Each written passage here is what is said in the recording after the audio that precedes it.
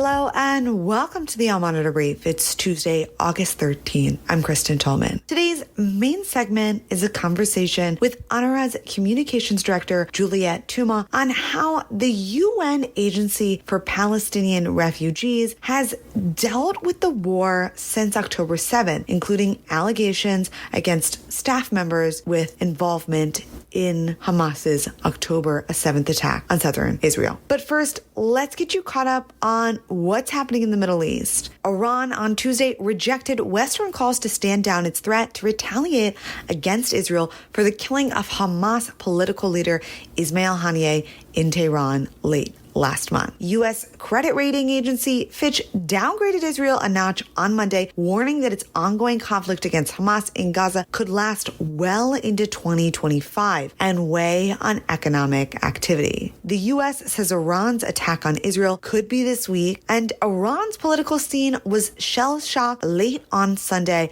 after prominent reformist figure Mohammad Zarif stepped down from his post as vice president only days after taking up the position. Now, on to the main segment.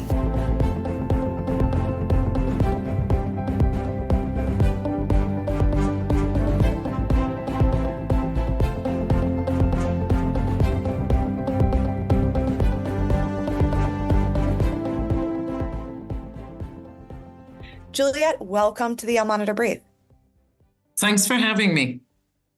So, Juliette, catch us up to speed on what is the latest with UNRWA. What's the work you're doing in Gaza and other Palestinian territories, and also with Palestinians in countries all across the region?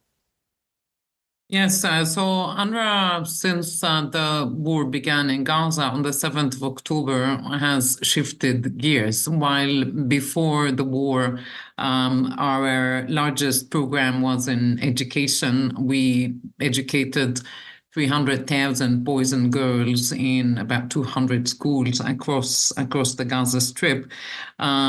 We had to put our humanitarian and emergency hat on and focus on life-saving assistance to Palestinians in Gaza. So one of the first things that we've done just as the war began is we've opened our shelters, and people started coming into those shelters to seek refuge and seek protection. And at some point during the war, there was about 1 million people who were living in 150 UNRWA shelters. Our shelters were just overcrowded, overpopulated. People kept flocking to our facilities because of their hope, rightly so, that the United Nations flag will provide them with the protection. But I'm sure we'll cover this a little bit later because protection was not always there.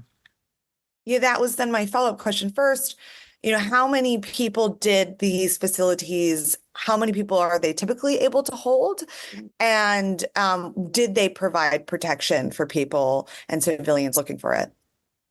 You see, in the context of Gaza, because of the circumstances that Gaza has always been going through, and because of ongoing and reoccurring conflicts and wars over the past few years, we had planned at UNRWA for a worst-case scenario. And guess what? We planned for 50 of our facilities.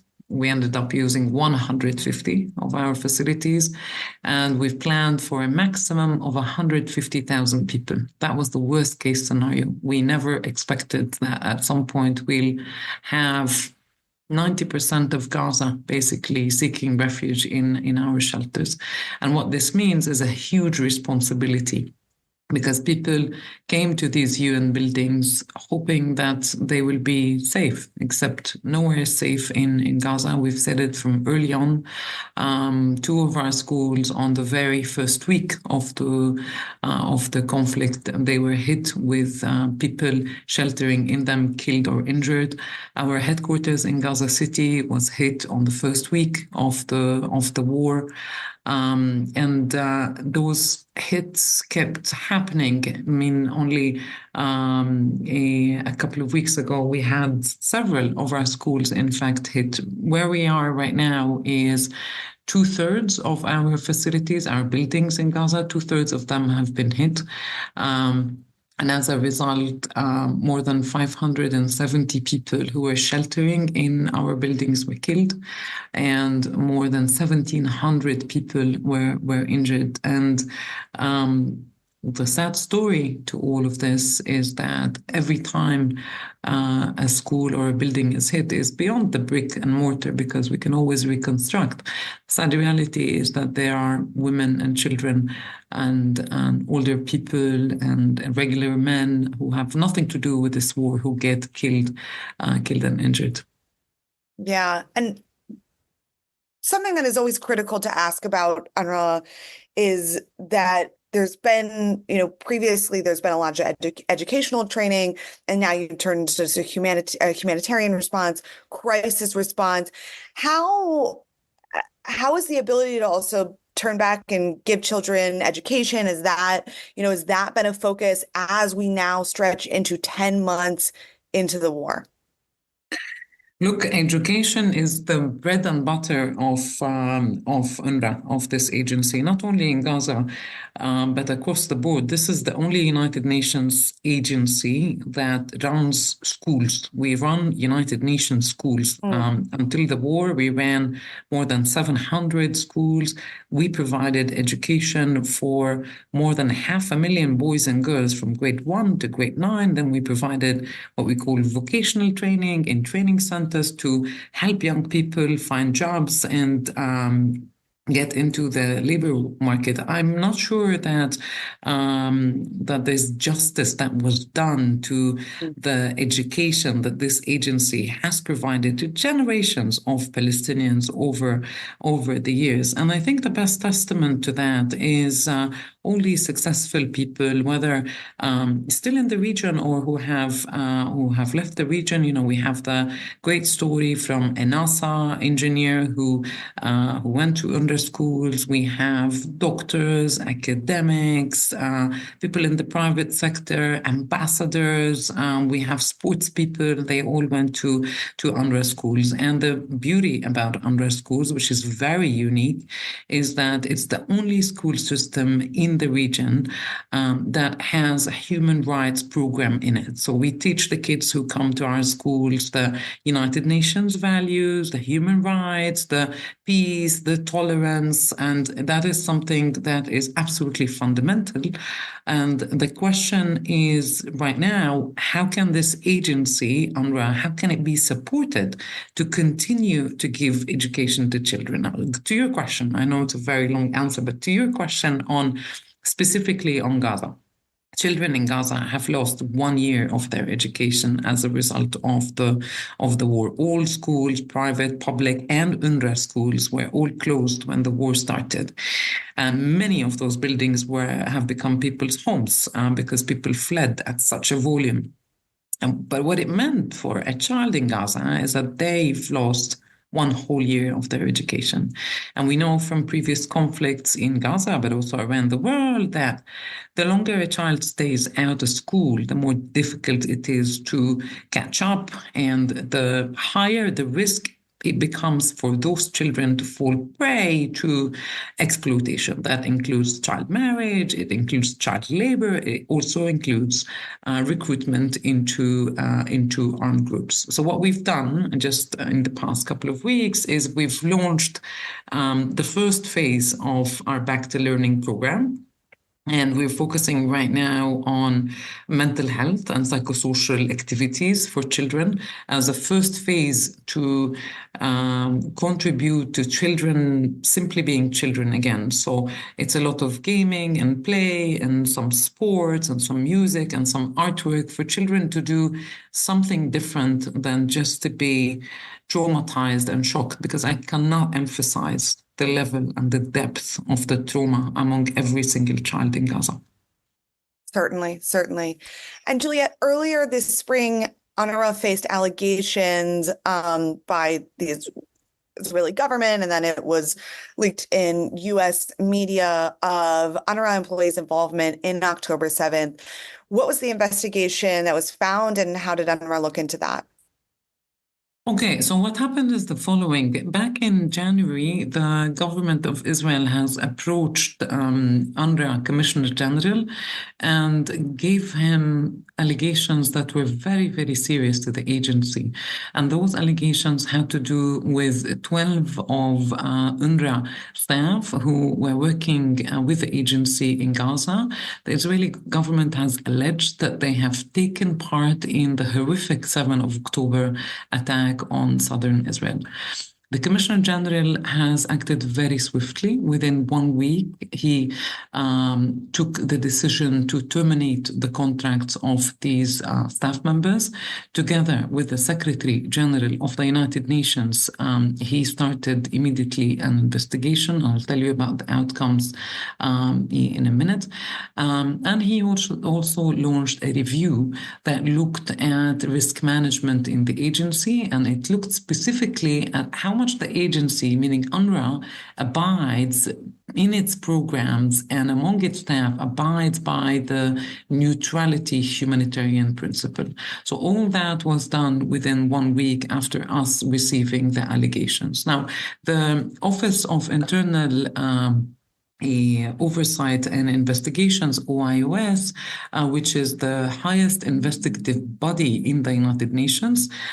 They started this investigation. They completed it last week. And according to the investigation, out of the group of the staff in question, there were 9 staff members who might be involved in the attack of 7 October if the evidence was authenticated or corroborated. Right, so it's important that we add this caveat and to be very accurate.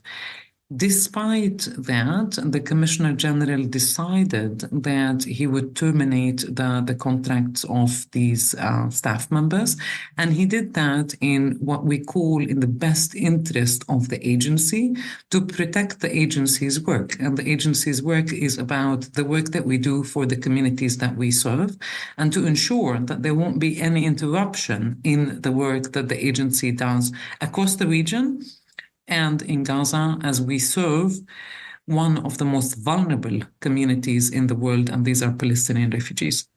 Okay, and just to follow up, so the 9 out of 12 being can you just clarify that caveat right there? It's that was the UN investigative body not able to compare the evidence given by the Israeli? Can you clarify that caveat?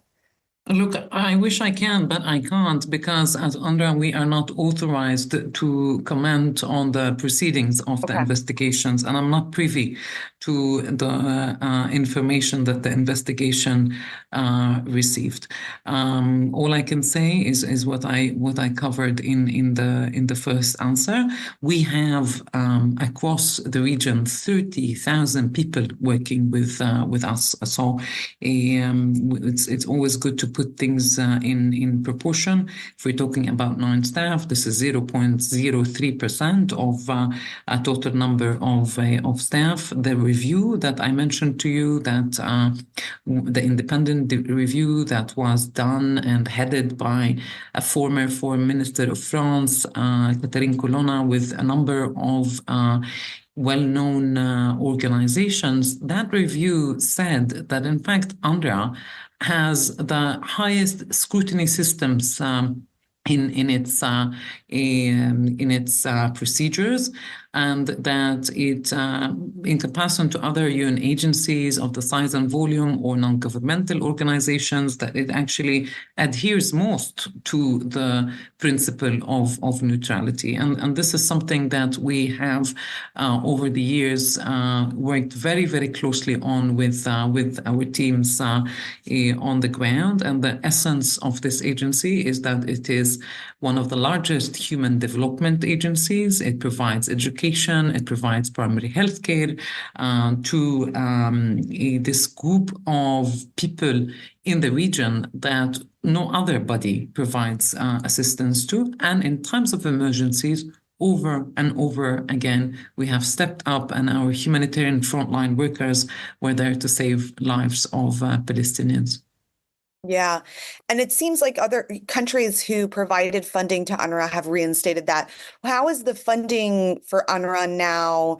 I mean, back in the spring, once when the allegations came out and countries pulled funding, it looked like a real dire moment to provide all these services that you just mentioned. How does funding stand now? You're absolutely right.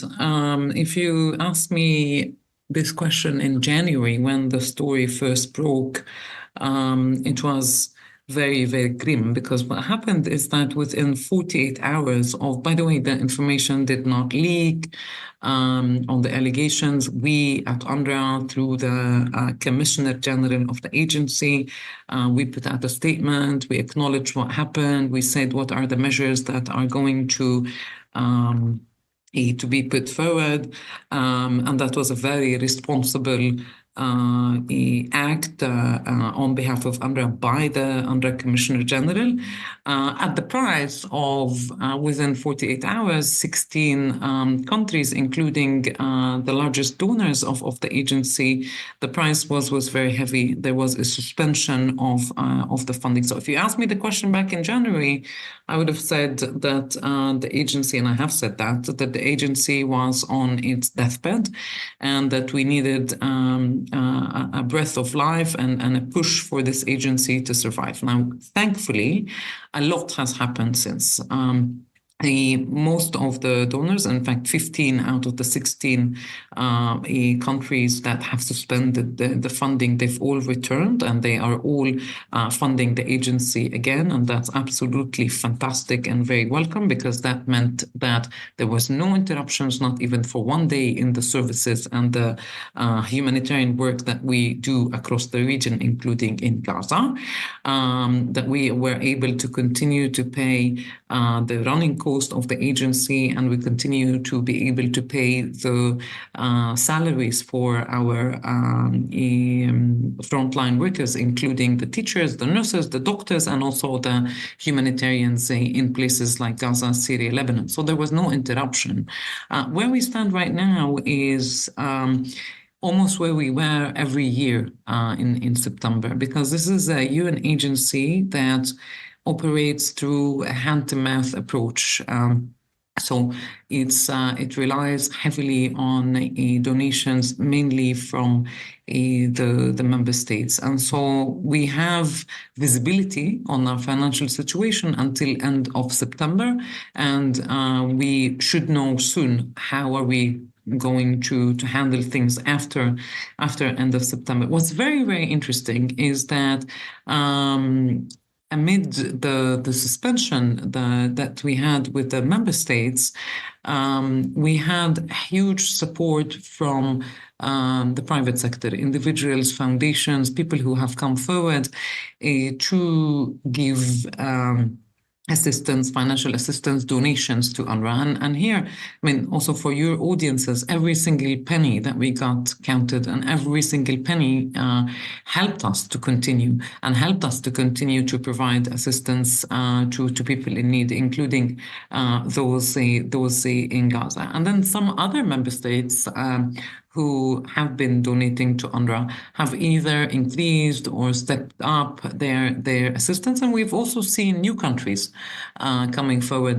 to help us, including from the region, for example, Algeria, Iraq, and there were others from the region and around the world.